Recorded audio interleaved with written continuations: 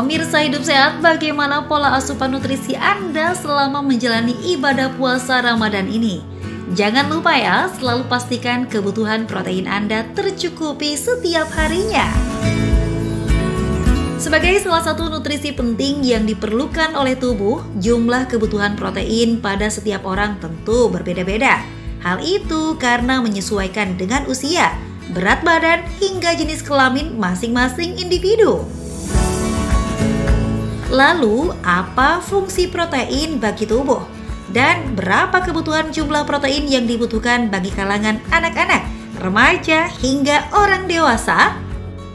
Protein sangat penting untuk tubuh kita karena protein ini memiliki fungsi sebagai zat pembangun dan pengatur. Salah satunya adalah untuk membangun massa otot, untuk juga menjaga dan meningkatkan kepadatan dari tulang, untuk bisa menjaga agar tumbuh dan kembang anak juga lebih optimal, kesehatan otak, bahkan sampai imunitas tubuh kita juga akan sangat berkaitan dengan kecukupan protein dalam satu hari tersebut.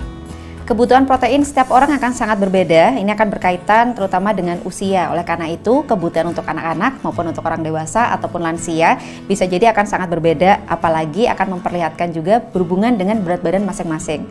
Sehingga pada umumnya, kebutuhan protein setiap orang itu adalah antara 0,8 sampai 1,2 gram per kilogram berat badan idealnya.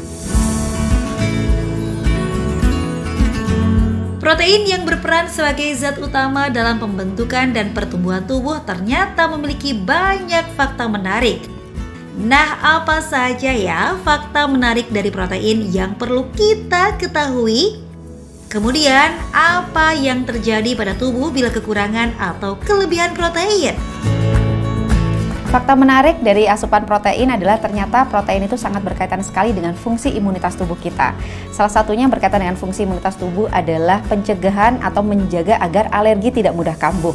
Sehingga apabila asupan protein tubuh kita baik dan juga vitamin mineralnya mencukupi juga, akan membuat agar kita ini tercegah dari kekambuhan alergi yang berulang. Yang kedua, protein yang cukup itu ternyata juga bisa menjaga physical appearance kita. Artinya apa? Rambut kita tidak gampang rontok, kuku kita tidak gampang rapuh, atau bisa juga ke arah penuaan dini yang bisa kita cegah dengan asupan protein yang cukup. Yang akan terjadi apabila kita kekurangan protein adalah salah satunya tumbuh kembang anak tersebut akan tidak baik.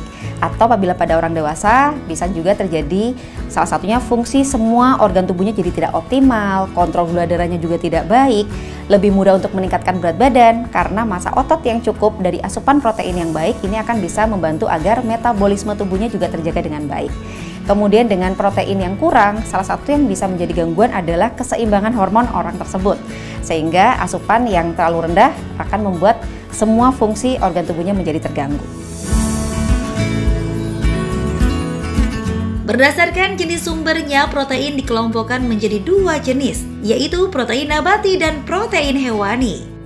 Menurut Peraturan Kementerian Kesehatan Nomor 41 Tahun 2014 tentang pedoman gizi seimbang juga dinyatakan bahwa susu termasuk ke dalam kelompok lauk pauk sumber protein bersama ikan, telur, unggas, daging, dan kacang-kacangan, serta hasil olahannya seperti tempe dan tahu.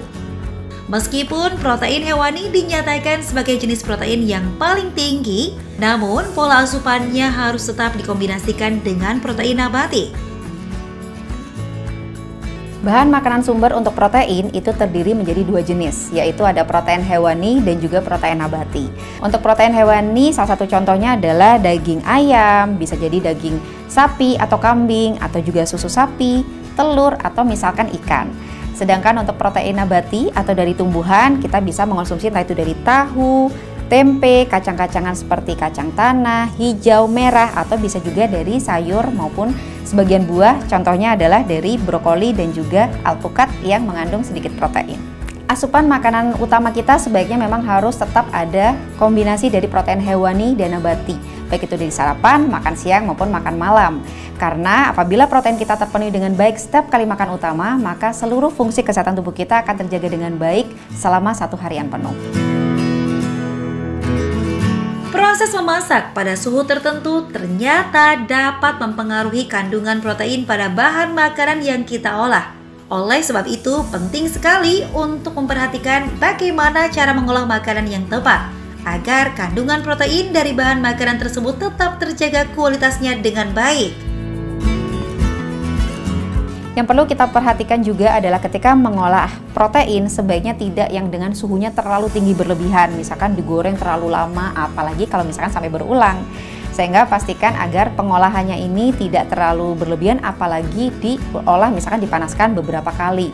Jadi alangkah baiknya kalau kita misalkan masak gitu ya, misalkan masak kita sesuaikan dengan porsi yang akan kita konsumsi makanan di hari tersebut, atau bisa juga dipecah. Misalkan kita masak kemudian nanti yang disajikan dalam 2 jam pertama di suhu ruangan, berapa porsi untuk orang di rumah, nanti sisanya dimasukkan dalam kulkas, baru tinggal dipanaskan sebentar saja untuk makan malamnya.